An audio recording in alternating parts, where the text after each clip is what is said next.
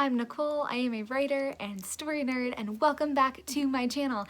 This video is number 3 in my Preptober tips video for getting ready to start writing a novel. So if you haven't seen number 1, which is all about how to actually get started and brainstorm and pull a story out of your idea, then go check that out. And number 2 was about characters, tips for developing your characters that are kind of unconventional and work very well for people who don't like character profiles. If those sound good to you, go check them out. Today's video is all about my 3 tips for plotting and outlining your story, determining the story events. If you are a pantser, don't leave. Because these are not outline your scenes, those aren't what my tips are about. I'm really just wanted to chat a little bit about how I get ready to write a story, how I kind of figure out what should be going on, and these tips can be useful for you during Preptober if you're outlining, or even during NaNoWriMo if you're writing, which is what we do in NaNoWriMo. Okay, so tip number 1, if you're not sure if you're a plotter or a pantser, you're new at this, or you just really aren't feeling one or the other, be a plantser, or as I like to call it, a milestoner. So what I do is I write out the big milestones in my story that I want to hit in each act. I usually will fully outline to the next milestone.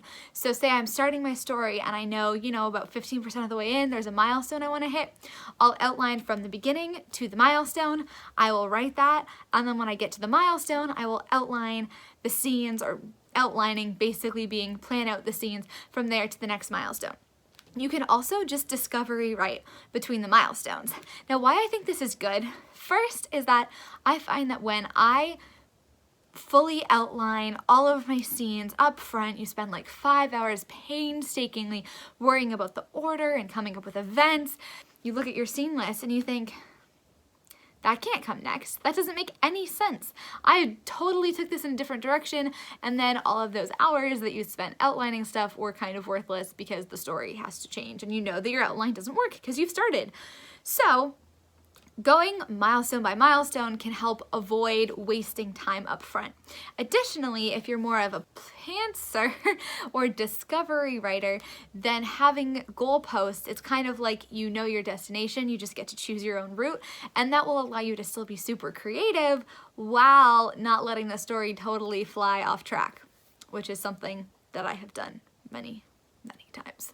So if, for an example, if I was writing The Hunger Games, I wish my first milestone would probably be the reaping, maybe the next one would be entering the arena, maybe the next one would be Katniss meeting up with Peeta, and I know these 3 things are going to happen, and I just write to the next one, plan, and then write more. Tip number 2. This is good if you're a plotter or a pantser. Use genre as your guidepost. I know for a lot of people, genre seems like a dirty word. We want to break all the rules. My mystery doesn't have red herrings, but it works because if you are a new writer, I really suggest that you try to stick to the conventions in your genre and you try to get to know your genre really, really well. You should pick a genre because the people who would be reading your book are people who are searching for a certain kind of book. So when we have a genre, it's a certain kind of book that offers a certain kind of reading experience. So readers who seek that kind of book out, and editors and stuff who are looking to acquire that book, are looking for a certain kind of experience. So if you want to eventually have a story that you want to share with other people, sticking to the genre can be very helpful for that. It can even be helpful for you because it can really guide the plot. If you have a question, you can think about what happens in the genre and what is required in the genre and help use that to answer your questions.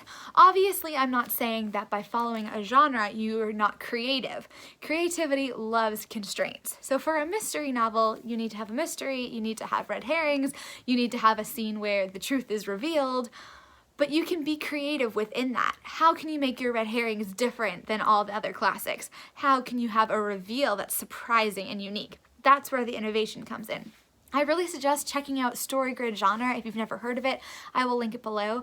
They have a 5-leaf genre structure, realism, time, content genre, in something else, but is very helpful to go through and kind of define the bounds of your story. You're defining the structure of your story, what's going to be in it, what's going to not be in it. Even things like coming of age stories or redemption stories have conventions in them that you should use to your advantage. They're not there to limit you, they're there to help you and make your story better. So I really suggest checking out those StoryGrid articles. I'm gonna link below on genre. I find them immensely helpful. And tip number 3 is spend some time thinking about your point of view and your narrative device. So have you ever just sat down and been like, I like third person, let's do that? I really suggest that you don't do that. So your narrative device is basically, so you have your story. Your story is the thing that you've outlined, you have all the plot points, you have a plot structure, it fits your genre, it's great. But then you have the delivery of the story, and the narrative device is your delivery man. It's basically the fictional lens through which you present everything. Now, even if you're in third person and it's omniscient, there's still technically a storyteller. There's still a storyteller who's fictional, who you might want to have in mind. It goes beyond just point of view to who, where, and when the storyteller is. So for example, who the storyteller is, it matters. In a story like Bridget Jones's Diary, Bridget Jones is the storyteller. In a story like Harry Potter, the storyteller, we don't really know who it is, but we could imagine that it's someone kind of in the future looking back. We need to know who we're telling the story to. So someone who's telling the story to themselves, like in Bridget Jones's Diary, is going to write differently than someone who's telling the story to a general reader when they're writing a book. And then why they're telling the story. So if this seems a little like clabber jabby to you, that's fair. It did to me too. I have a really good example of this though. So I will review or give feedback on Scribophile, which is a really great beta reading website. And I once read this really interesting short story that used the protagonist and the POV character was, I think it was a Disney villain, and they were basically writing a confession, and they were writing things from their point of view, and they were saying, yeah, I was really evil, but I was justified. And I remember I wrote a comment to the writer, and I was like, this doesn't seem like things that a person would normally say. You know what I mean? Like, I feel like people normally wouldn't confess this, that they were thinking X, Y, Z, and that they did X behind the scenes.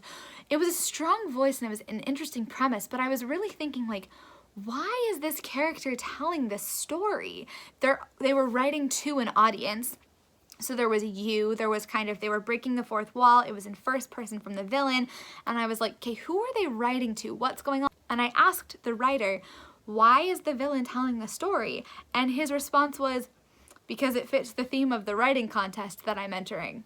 And I was like, okay, okay, sure, but he really didn't have, whoever the writer was, really didn't have a narrative device in mind. And I think that by actually coming up with a narrative device and thinking of why someone would tell the story, he could have really improved that. In my opinion, not that I'm an expert at all. So, narrative device is figuring out who is telling your story, who is the storyteller, even if they're in third person. I had a really great conversation with a StoryGrid editor about the narrative device for my novel 1837, and she said, it's not obvious, the reader doesn't know, but who could it be? And we were talking about the story Ragtime. We were talking about the book Ragtime and how you don't really know who's telling the story. It's someone who seems to be maybe in the future, beyond when the story was set, who has all of this access to characters' thoughts and feelings, and you get in a sense that it could be the little boy and or the little girl telling the story together. And so we were thinking, okay, like, who's telling this story and why? And I thought, you know what, it would be cool if it was actually Greer and Aggie telling the story to their, you know, grandchildren or something a few years in the future. And I would never address them within the book. I would never say, all right, Aggie's telling her grandchildren. I don't plan on using the word you or anything that at all. It's not written as if someone's talking, but I just have that in my mind as, okay, this is the amount of information that they have, this is the perspective that they're taking, this is their goal, and having that sort of motivation in the back of my mind as I'm thinking about editing has actually really allowed me to say, okay, what should be in here? what shouldn't be, what would they tell in this story, what wouldn't they tell. So it's a really powerful technique, and I strongly recommend reading some of the articles below about narrative device and also thinking about your own. So those are 3 quick tips for finishing up your plotting and outlining and planning preparations for NaNoWriMo. My next video is going to be all about getting a routine. I'm bullet journaling suddenly and doing digital minimalism, so I'm really excited for that. Please let me know what sort of plotting or outlining you use for Preptober or you're doing right now. What's your project like? We're coming to almost 2 weeks until NaNoWriMo. It's so exciting. So let me know your progress and your preparing. Thank you so much for watching, and I will see you next time.